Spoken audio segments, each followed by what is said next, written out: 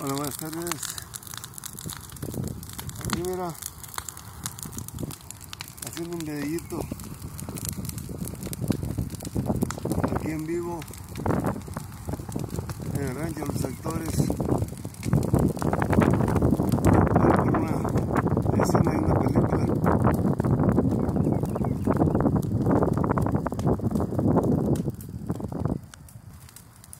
Mira nada más que chulada. Qué chulada, qué chulada. Qué chulada de naturaleza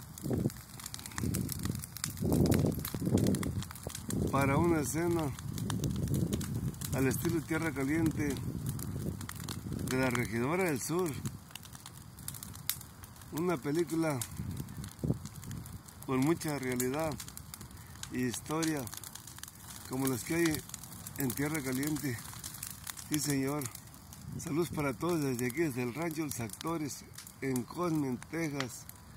Saludos para todos, donde quiera, todas las partes del mundo. Los que ven las películas de Ariel López el Tatuado y Producciones López. Saludos para todos. Ay, ay, ay.